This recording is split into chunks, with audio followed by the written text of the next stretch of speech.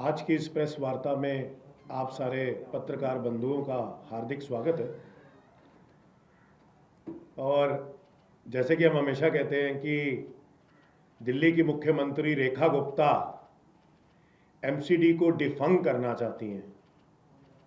आज उसका सबसे बड़ा उदाहरण आपने आज के अखबारों में देख लिया होगा कि उन्होंने एमसीडी कमिश्नर की, जो कि दिल्ली नगर निगम के आयुक्त हैं, उनकी वित्तीय पार्स यानी कि फाइनेंशियल पार्स को 5 करोड़ से बढ़ाकर 50 करोड़ कर दिया।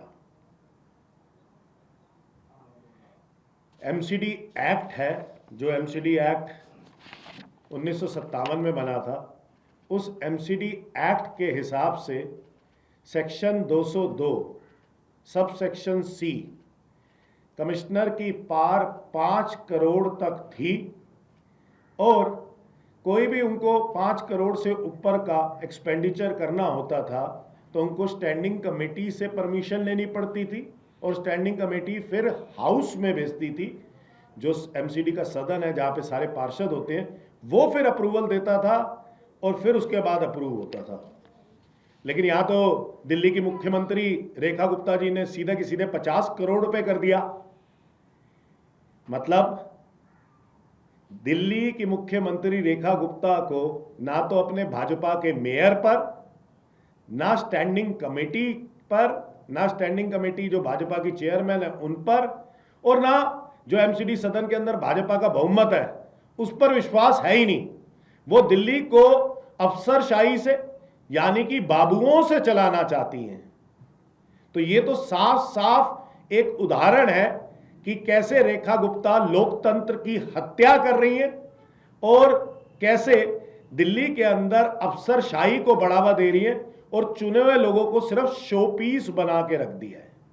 मजे वाली बात यह है कि कोई भी चीज लागू होने से पहले उसका एमसीडी एक्ट के अंदर संशोधन होना चाहिए।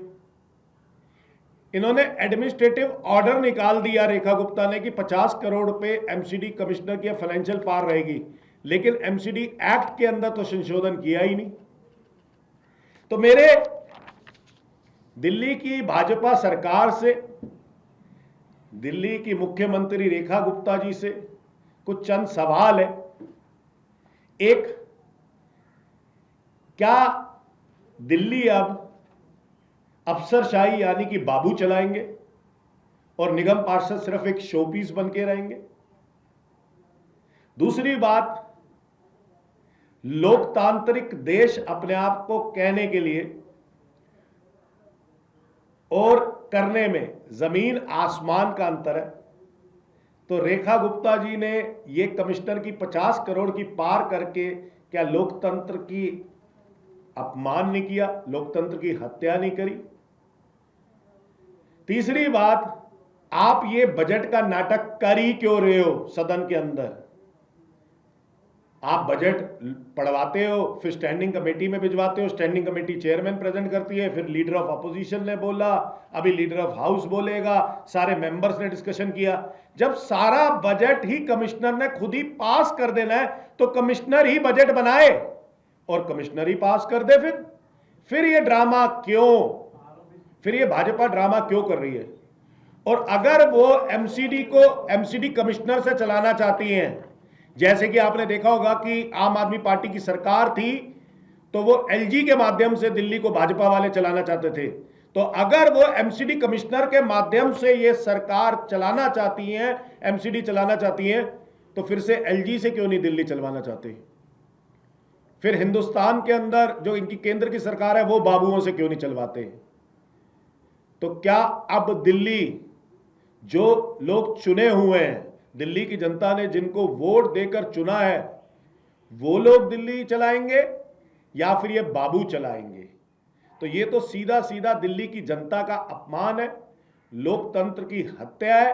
और कमिश्नर को ऐसी फाइनेंशियल पावर्स देने पर आम आदमी पार्टी इसका सख्त विरोध करती है कि चुने हुए पार्षद को छोड़ के आप अफसरशाही को और बाबुओं को आगे बढ़ा रहे हैं। धन्यवाद।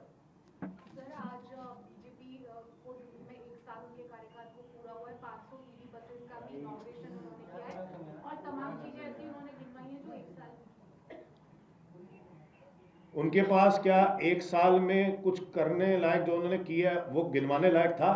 तो उनको गिनवा दीजिएगा कि एक साल के अंदर उन्होंने कहा था कि हम 2500 रुपये हर महिला के अकाउंट में देंगे, वो अभी तक नहीं आया। उन्होंने कहा था होली दिवाली मुफ्त सिलेंडर मिलेगा, वो अभी तक नहीं मिला। उन्होंने कहा था कि 500 रुपये का सिलेंडर आएगा, वो अभी तक नहीं आया। उन्होंने कहा था कि दिल्ली के अंदर जल भराव नहीं होगा, भर भर के जल भराव हुआ। उन्होंने कहा था दिल्ली के अंदर बाढ़ नहीं होगी, भाजपा वालों ने दिल्ली के अंदर बाढ़ आई।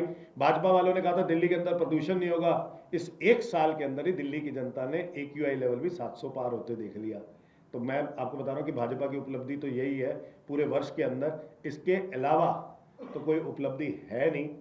केजरीवाल साहब की सरकार के अंदर, यानी कि आम आदमी पार्टी की सरकार थी जो केजरीवाल जी के नेतृत्व में चलती थी, उसके अंदर हमने एक साथ 3500 EV बसेस चलाई थी, याद होगा आपको।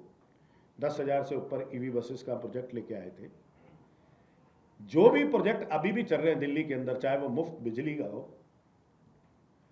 या फिर हमने जो सरकारी स्कूल अच्छे किए थे, अस्पताल अच्छे किए थे, इन्होंने एक साल के अंदर स्कूलों का हाल बदहाल कर दिया। अस्पतालों के अंदर दवाइयाँ नहीं, डॉक्टर नहीं है, फिर से टेस्ट नहीं हो रहे हैं। मोहल्ला क्लिनिक इन्होंने बंद कर दिए। सिर्फ MCD की डिस्पेंसरियों को, या जो इनको मोहल्ला क्लिनिक पसंद आती है, उसका रंग रोगन करके आरोग्य आयुष मंदिर बना रहे हैं। अटल कैंटीन के अंदर खाना नहीं है। अटल कैंटीन के अंदर एक व्यक्ति कोई फोटो खिंचवा जाए तो अगले दिन उसी के नाम से सब्सिडी फिर से मिल जाती है, और लोग अक्सर अटल कैंटीन को बंद हुए देखते हैं। तो इन्होंने पूरे वर्ष के अंदर एक भी ऐसी इनकी कोई उपलब्धि नहीं है कि जिसको आप गिनवा सकें कि ये भाजपा ने किया। तो भाजपा तो मोदी जी की गारंटी और JP नड्डा जी की गारंटी लेके आई थी, लेकिन ना तो उन्होंने मोदी जी की गारंटी पूरी करी, ना JP नड्डा जी की गारंटी।